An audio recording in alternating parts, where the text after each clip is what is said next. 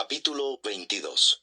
Jesús comenzó a hablarles otra vez en parábolas diciendo: El reino de los cielos puede compararse a un rey que hizo un banquete de bodas para su hijo, y envió a sus siervos a llamar a los que habían sido invitados a las bodas, pero no quisieron venir. De nuevo envió otros siervos diciéndoles: Digan a los que han sido invitados: Ya he preparado mi banquete, he matado mis novillos y animales cebados, y todo está preparado. Vengan a las bodas. Pero ellos no hicieron caso y se fueron, uno a su campo, otro a sus negocios, y los demás, echando mano a los siervos, los maltrataron y los mataron. Entonces el rey se enfureció, y enviando sus ejércitos, destruyó a aquellos asesinos e incendió su ciudad. Luego dijo a sus siervos: La boda está preparada, pero los que fueron invitados no eran dignos. Vayan por tanto a las salidas de los caminos, e inviten a las bodas a cuantos se encuentren. Aquellos siervos salieron por los caminos y reunieron a todos los que encontraron, tanto malos como buenos, y el salón de bodas se llenó de invitados. Pero cuando el rey entró a ver a los invitados, vio allí a uno que no estaba vestido con traje de boda, y le dijo: Amigo, ¿cómo entraste aquí sin traje de boda? Pero el hombre se quedó callado. El rey entonces dijo a los sirvientes: Átenle las manos y los pies, y échenlo a las tinieblas de afuera. Allí será el llanto y el crujir de dientes, porque muchos son llamados, pero pocos son escogidos. Entonces los fariseos se fueron y deliberaron entre sí cómo atrapar a Jesús en alguna palabra que él dijera. Y los fariseos enviaron a algunos de sus discípulos junto con los partidarios de Herodes, diciendo: Maestro, sabemos que eres veraz y que enseñas el camino de Dios con verdad. No buscas el favor de nadie porque eres imparcial. Dinos, pues, ¿cuál es tu opinión? ¿Está permitido pagar impuesto a César o no? Pero Jesús, conociendo su malicia, dijo: ¿Por qué me ponen a prueba, hipócritas? Traigan la moneda que se usa para pagar ese impuesto. Y le trajeron un denario. Y él les preguntó: ¿De quién es esta imagen y esta inscripción? Ellos le dijeron: de César. Entonces él les dijo: Pues den a César lo que es de César, y a Dios lo que es de Dios. Al oír esto, se maravillaron, lo dejaron y se fueron. Ese día se acercaron a Jesús algunos saduceos, los que dicen que no hay resurrección, y le dijeron: Maestro, Moisés dijo: Si alguien muere sin tener hijos, su hermano, como pariente más cercano, se casará con su mujer y levantará descendencia a su hermano. Ahora bien, había entre nosotros 7 hermanos. El primero se casó y murió, pero no teniendo descendencia, le dejó la mujer a su hermano. De igual manera también el segundo, y el tercero, hasta el séptimo. Y después de todos, murió la mujer. Por tanto, en la resurrección, ¿de cuál de los 7 será mujer? Porque todos ellos la tuvieron. Pero Jesús les respondió: Están equivocados por no comprender las Escrituras ni el poder de Dios. Porque en la resurrección ni se casan ni son dados en matrimonio, sino que son como los ángeles de Dios en el cielo. Y en cuanto a la resurrección de los muertos, ¿no han leído lo que les fue dicho por Dios cuando dijo: Yo soy el Dios de Abraham, y el Dios de Isaac, y el Dios de Jacob?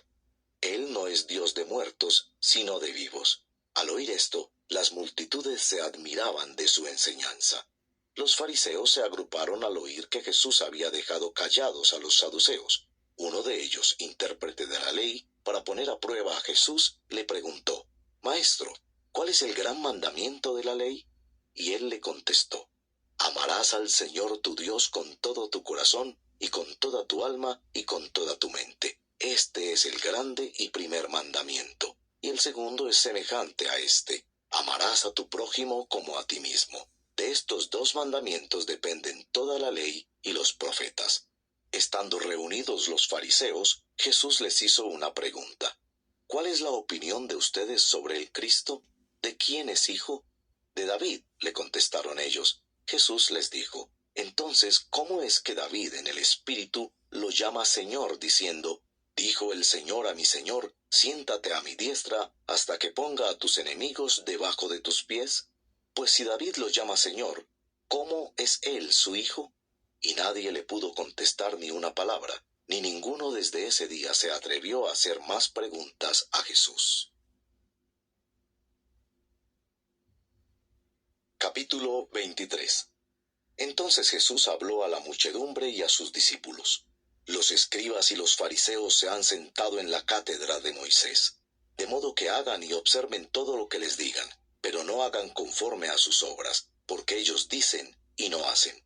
Atan cargas pesadas y difíciles de llevar, y las ponen sobre las espaldas de los hombres, pero ellos ni con un dedo quieren moverlas, sino que hacen todas sus obras para ser vistos por los hombres, pues agrandan sus filacterias y alargan los adornos de sus mantos.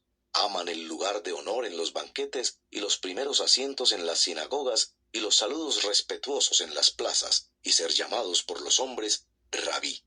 Pero ustedes no dejen que los llamen Rabí, porque uno es su maestro, y todos ustedes son hermanos. Y no llamen a nadie Padre suyo en la tierra, porque uno es su Padre, el que está en los cielos. Ni dejen que los llamen preceptores, porque uno es su preceptor, Cristo. Pero el mayor de ustedes será su servidor, y cualquiera que se engrandece será humillado, y cualquiera que se humille será engrandecido.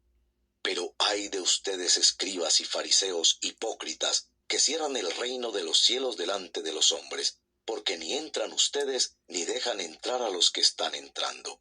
Ay de ustedes, escribas y fariseos hipócritas, que devoran las casas de las viudas, aun cuando por pretexto hacen largas oraciones.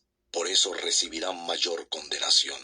Ay de ustedes, escribas y fariseos hipócritas, que recorren el mar y la tierra para hacer un prosélito, y cuando llega a hacerlo, lo hacen hijo del infierno, 2 veces más que ustedes. Ay de ustedes, guías ciegos, porque dicen, no es nada si alguien jura por el templo, pero el que jura por el oro del templo contrae obligación. Insensatos y ciegos, porque ¿qué es más importante, el oro o el templo que santificó el oro? También ustedes dicen, no es nada si alguien jura por el altar, pero el que jura por la ofrenda que está sobre él contrae obligación. Ciegos, porque ¿qué es más importante, la ofrenda o el altar que santifica la ofrenda?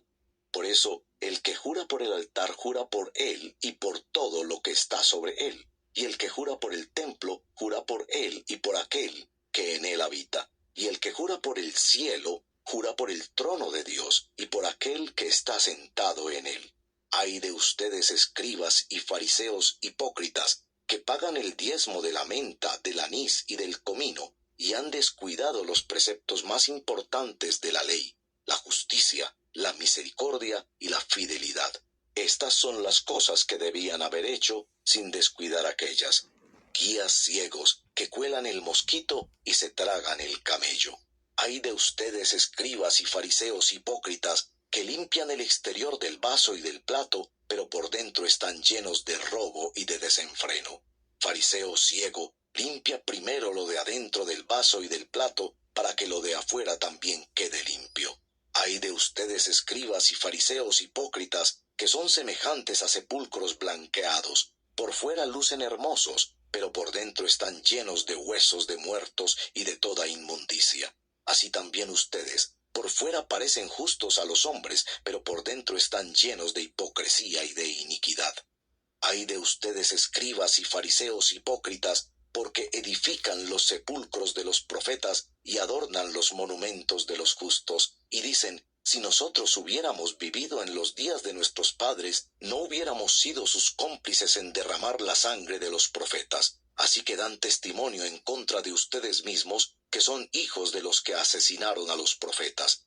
Llenen pues la medida de la culpa de sus padres. Serpientes, camada de víboras, ¿cómo escaparán del juicio del infierno? Por tanto, miren, yo les envío profetas, sabios y escribas. Algunos de ellos ustedes los matarán y crucificarán, y a otros los azotarán en sus sinagogas y los perseguirán de ciudad en ciudad, para que recaiga sobre ustedes la culpa de toda la sangre justa derramada sobre la tierra, desde la sangre del justo Abel hasta la sangre de Zacarías, hijo de Berequías, a quien ustedes asesinaron entre el templo y el altar. En verdad les digo que todo esto vendrá sobre esta generación. Jerusalén, Jerusalén, la que mata a los profetas y apedrea a los que son enviados a ella.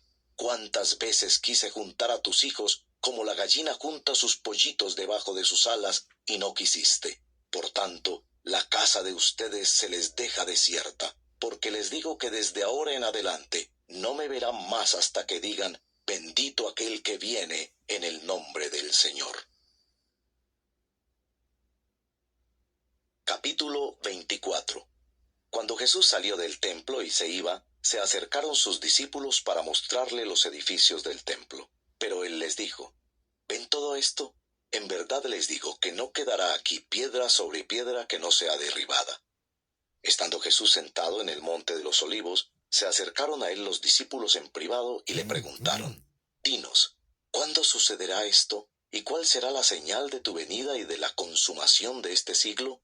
Jesús les respondió: Tengan cuidado de que nadie los engañe, porque muchos vendrán en mi nombre diciendo: Yo soy el Cristo, y engañarán a muchos. Ustedes van a oír de guerras y rumores de guerras. Cuidado, no se alarmen, porque es necesario que todo esto suceda, pero todavía no es el fin.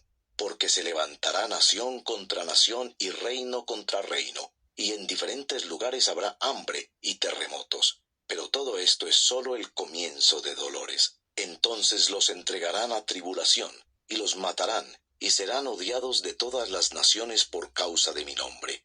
Muchos se apartarán de la fe entonces, y se traicionarán unos a otros, y unos a otros se odiarán. Se levantarán muchos falsos profetas, y a muchos engañarán. Y debido al aumento de la iniquidad, el amor de muchos se enfriará. Pero el que persevere hasta el fin, ese será salvo. Y este evangelio del reino se predicará en todo el mundo como testimonio a todas las naciones, y entonces vendrá el fin.